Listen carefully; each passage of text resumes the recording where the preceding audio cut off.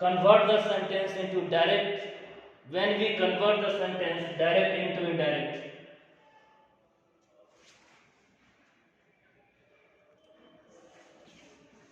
Look here, the example.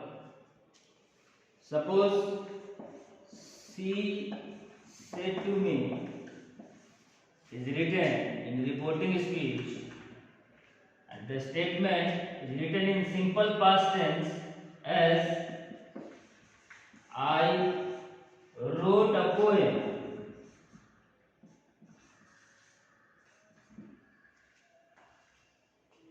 The sentence, the underlined part is called reporting speech, as you know, and the sentence which is written in the double inverted comma is in simple past tense. As you are noticing here that if reporting speech, it means this part of the sentence when written is written in simple past tense here, past tense, and the reported speech written in simple past tense, then the sentence is generally changed in past perfect tense. Look at the example. She told me that, what we will change it here, given reported speech, the subject of reported speech, जैसे कि आप देख रहे हैं reported speech का जो subject है वो फर्स्ट पर्सन का है, तो जब रिपोर्टेड स्पीच का सब्जेक्ट फर्स्ट पर्सन का हो तो वह रिपोर्टिंग स्पीच के सब्जेक्ट के अकॉर्डिंग चेंज हो जाता है। यहाँ जो सब्जेक्ट है रिपोर्टिंग स्पीच का वह third person singular number feminine gender से है, इसलिए हम लोग सब्जेक्ट में यहाँ पर लिखेंगे सी। जैसा कि आपको मैंने बता दिया कि सिंपल पास्ट टेंस जो है वो पास्ट परफेक्ट टेंस में हम लोग जनरली चेंज कर देते हैं।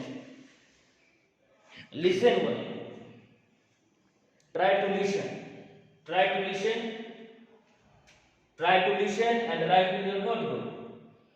She told me that, अब फर्स्ट पर्सन जो हमने यहाँ पर जो देखा रिपोर्टेड स्पीच का जो फर्स्ट पर्सन सब्जेक्ट है वह रिपोर्टिंग स्पीच के सब्जेक्ट के अकॉर्डिंग हम लोग चेंज करेंगे।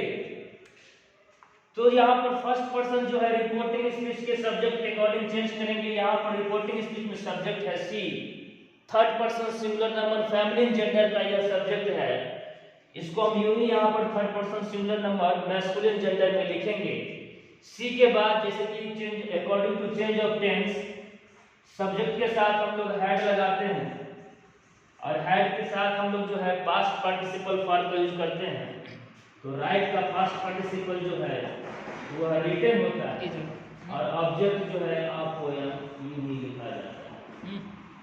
इस तरह से हमने यहाँ पर देखा कि किस प्रकार से जो है simple past tense past perfect में बदल जाता है यदि रिपोर्टिंग स्पीच पास्ट टेंस में होता है तब। इसके बाद जो टर्म है past continuous tense, past continuous tense past perfect continuous tense में चेंज हो जाता है।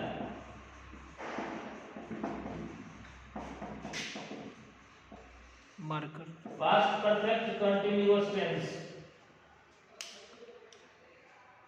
Past continuous tense past perfect continuous tense में चेंज हो जाता है। और पास्ट परफेक्ट कॉन्टिन्यूअस टेंस में चेंज जब होता है तो एग्जांपल के फलस्वरूप इसको हम लोग समझेंगे एज। तो हम लोग एग्जांपल देखते हैं past continuous tense past perfect continuous tense में चेंज होता है और एग्जांपल इस तरह से देकर के हम लोग समझेंगे। एक सेंटेंस हम यहाँ पर लिख रहे हैं,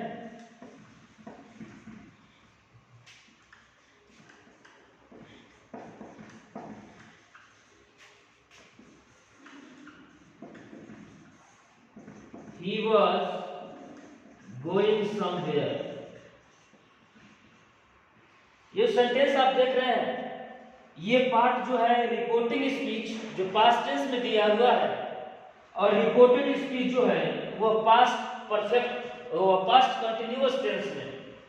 तो आपने यहाँ पर पढ़ा चेंज ऑफ टेंस के अकॉर्डिंग हमने जाना यदि आपका reported speech past continuous tense contain करता है तो पास्ट कंटिन्यूअस टेंस जो है वो पास्ट परफेक्ट कंटिन्यूअस टेंस में बदल जाता है। कहने का मतलब है कि subject plus was oblique verb plus V4 plus object जो है generally subject plus had plus been plus V4 plus object में हम लोग चेंज कर देते हैं।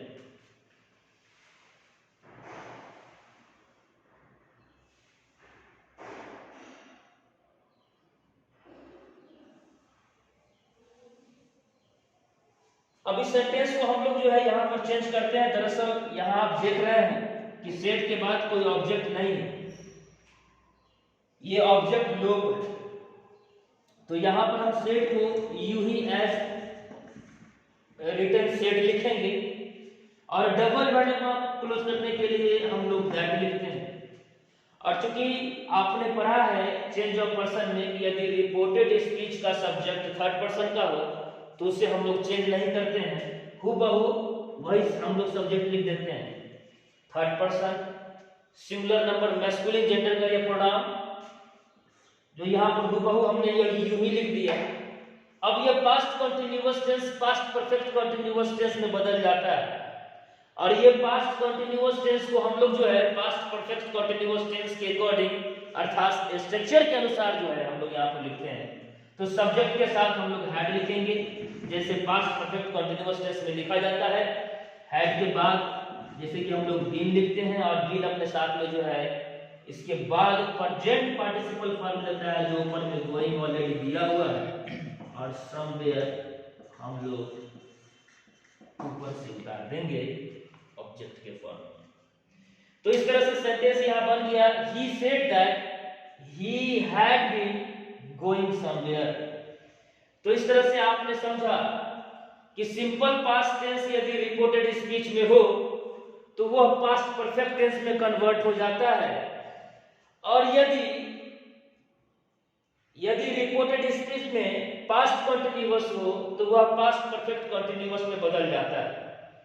पास्ट टेंस का इसके बाद जो दो टर्म बचा हुआ है जिसे हम लोग पास्ट परफेक्ट टेंस और पास्ट परफेक्ट कॉन्टिन्यूअस टेंस के रूप में जानते हैं, इसको हम लोग चेंज नहीं करते हैं, ये नो चेंज है।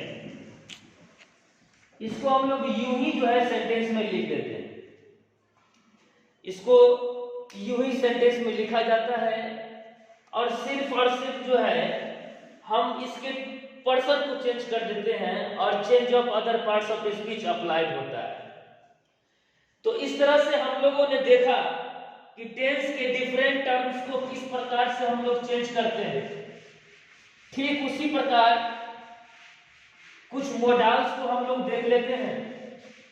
जब रिपोर्टिंग स्पीच पास्ट टेंस में हो और रिपोर्टेड स्पीच में यदि मोडाल्स का यूज किया हुआ हो तो मोडाल्स को भी हम चेंज करते हैं। जिस तरह से हम पाते हैं यहां पर कि कैन जो मॉडल ऑक्सिलरी वर्ब है कैन कुड में जनरली हम लोग चेंज करते हैं, कैन कुड में चेंज हो जाता है।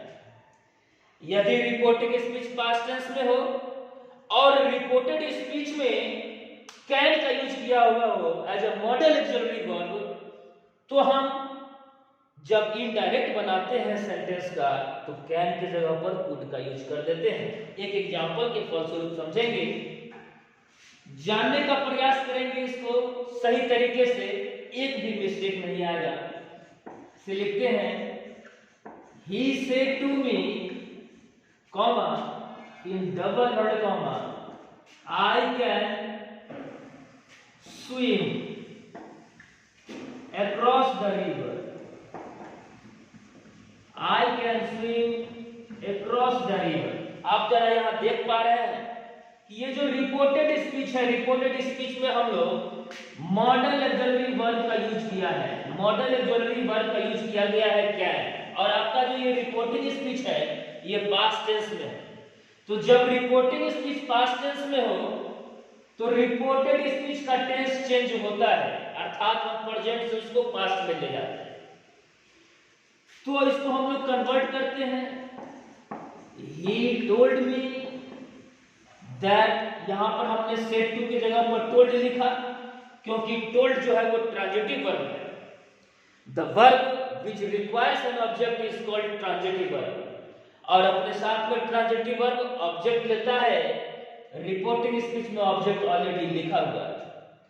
डबल इन्वर्टेड कॉमा को इरेज करने के लिए हम लोग, डबल इन्वर्टेड कॉमा को रिमूव करने के लिए अक्सर हम लोग दैट लगाते हैं सिंपल सेंटेंसेस में, तो हमने दैट लिख दिया। अब हम देखेंगे कि रिपोर्टेड स्पीच का सब्जेक्ट क्या है। The subject of the reported speech is I. जब आई जो है ये फर्स्ट पर्सन, आई और वी को हम लोग फर्स्ट पर्सन कंसीडर करते हैं। जब रिपोर्टेड स्पीच का सब्जेक्ट फर्स्ट पर्सन का हो तो वह रिपोर्टिंग स्पीच के सब्जेक्ट के अकॉर्डिंग हम लोग चेंज कर देते हैं। तो रिपोर्टिंग स्पीच का सब्जेक्ट यहाँ पर ही है, तो इसलिए हम लोग यहाँ पर ही लिखेंगे, और यह कैन जो है वह कुड में चेंज हो जाएगा। और आपको मालूम होना चाहिए कि मॉडल ऑक्सिलरी वर्ब जो है, मॉडल ऑक्सिलरी वर्ब अपने साथ हमेशा जो है plural form of the verb लेता है। कहने का मतलब है subject plus modal auxiliary verb plus V1 plus object. दरअसल ये कैन का पास्ट टेंस फॉर्म होता है कुड, और कुड भी अपने साथ जो है V1 ही लेता है। तो यहाँ पर हम कुड के साथ स्विम लगाएंगे, और इसके बाद जो ऑब्जेक्ट है across the river, across the river को यूं ही लिख देंगे जैसे लिखा हुआ है। ठीक इसी प्रकार जो सेंटेंसेस हम इस्तेमाल करते हैं मॉडल ऑक्सिलरी वर्ब को लेकर के, वो मॉडल ऑक्सिलरी वर्ब कैन हम लोग कुड में चेंज करते हैं, में माइट में चेंज कर देते हैं, शैल शुड में चेंज कर देते हैं। उसी प्रकार विल जो है वुड में चेंज हो जाता है। यदि शैल भी होगा तो शुड भी हो जाएगा, विल भी होगा तो वुड भी हो जाएगा, शैल हैव होगा तो शुड हैव हो जाएगा, विल हैव होगा तो वुड हैव हो जाएगा। इसी तरह से हम लोग प्रेजेंट में इसको प्रेजेंट से पास्ट में लेकर के बढ़ते हैं और सेंटेंस को इस तरह से कवर करते हैं। आइए अब हम लोग नेक्स्ट टर्म देखते हैं यहाँ कि आगे हम लोग को क्या पढ़ना है। अब हम लोग को सबसे पहले जैसे कि मैंने आपको बता दिया कि ये सेकेंड टर्म का आपका एक टॉपिक है जिसे सिलेबस के अंतर्गत ही पढ़ना है, और इसमें कुछ सेंटेंसेस ऐसे हैं जिसको हम लोग को कंसीडर करना है सेंटेंसेस में। तो हम लोग को जो है सो ये सब सेंटेंसेस को, पार्टिकुलर सेंटेंसेस को, रिपोर्टेड स्पीच के पार्टिकुलर सेंटेंसेस को रिवाइज करना है एग्जामिनेशन को लेकर के। कुछ इंपॉर्टेंट क्वेश्चन को डिस्कस करना है, जिस तरह के क्वेश्चन अक्सर एग्जामिनेशन में पूछे जाते हैं और हम चूक जाते हैं बनाने से। यदि आप ध्यान से देखेंगे तो आपका एक भी क्वेश्चन जो है छूटेगा नहीं, बल्कि आप हर एक क्वेश्चन का लाजवाब जवाब देंगे। तो यहाँ पर देखा जाए नेक्स्ट जो हम लोग को अकॉर्डिंग टू सिलेबस पढ़ना है, वो सबसे पहला टॉपिक दिया है स्टेटमेंट। सबसे पहले हम लोगों को स्टेटमेंट पढ़ना है। दरअसल स्टेटमेंट को ही हम लोग जो है असर्टिव सेंटेंस के रूप में भी जानते हैं। इसे हम लोग असर्टिव भी कहते हैं, इसे हम लोग डिक्लेरेटिव भी कहते हैं, इसे हम लोग डिक्लेरेटिव भी कहते हैं, इसको हम लोग अफर्मेटिव भी कहते हैं, इसे हम लोग अफर्मेटिव भी कहते हैं, और इसी को स्टेटमेंट भी कहा जाता है। दरअसल इस सेंटेंस का नेचर क्या है, किस टाइप के सेंटेंसेस जो हैं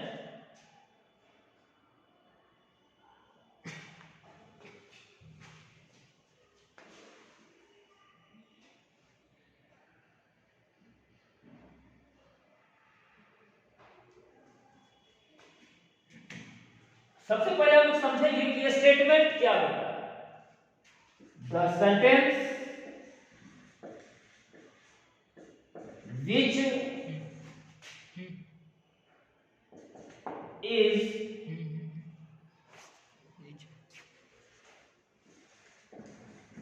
used to express yes or no sense,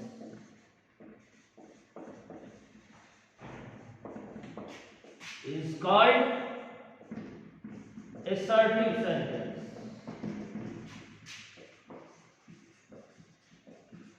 The sentence which is used to express yes or no sense is called assertive sentence.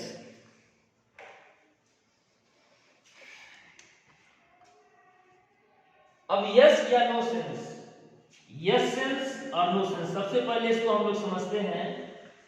Yes sense और नो सेंस किसको कंसीडर किया जाता है? यस सेंस कहने का मतलब होता है अफर्मेटिव सेंटेंस, जो यस सेंस कन्वे करता है, अफर्मेटिव सेंटेंस। और नो सेंस को हम लोग जो है अफर्मेटिव निगेटिव सेंटेंस बोलते हैं, अफर्मेटिव निगेटिव सेंटेंस बोलते हैं। तो बात यहां पर समझने की यह है कि जब कभी भी हम लोग अफर्मेटिव या फिर अफर्मेटिव निगेटिव सेंटेंस को टेंस करते हैं, मतलब जब चेंज करते हैं या फिर स्पीच में चेंज करते हैं, इसको डायरेक्ट से जब हम लोग इनडायरेक्ट में ले जाते हैं, तो ऐसा नहीं है कि अफर्मेटिव सेंटेंस के लिए अलग रूल होता है और अफर्मेटिव निगेटिव के लिए अलग रूल होता है। सेम रूल हम लोग अप्लाई करते हैं। पहले कुछ एग्जांपल लिख लेते हैं। जैसे हम लिखते हैं कि I want to call him, तो यहां पर आप देखिए ये यस सेंस कन्वे कर रहा है, इसलिए यह अफर्मेटिव सेंटेंस है। इसी को यदि निगेटिव फॉर्म में एक्सप्रेस किया जाए, I don't want to call him, negative not लग गया, डू नॉट लग गया, तो अफर्मेटिव निगेटिव हो गया। दरअसल ये दोनों टाइप के सेंटेंस है, वह अफर्मेटिव अर्थात स्टेटमेंट में पूछे जाते हैं। स्टेटमेंट में ये दोनों टाइप के सेंटेंसेस हो सकते हैं, अफर्मेटिव सेंटेंस भी हो सकता है, निगेटिव सेंटेंस भी हो सकता है, लेकिन रूल वही होगा जो आपको बताया जा रहा है। सबसे पहले हम लोग जो रूल्स है उस रूल्स को डिस्कस कर लेते हैं। रूल्स को पहले समझ लेते हैं कि आखिर वह रूल्स किस तरह का होता है और रूल्स किस तरह से सेंटेंसेस पर अप्लाई किए जाते हैं। रूल्स को देखेंगे, रूल्स को समझने का प्रयास करेंगे सबसे पहले, उसके बाद हम लोग सेंटेंस को कन्वर्ट करने की कोशिश करेंगे। Rules for changing direct into indirect speech. It is being suggested for only affirmative sentence.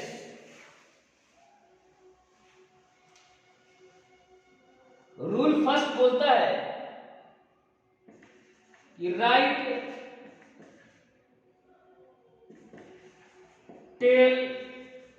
tells and told instead of say, says and said, according to tense.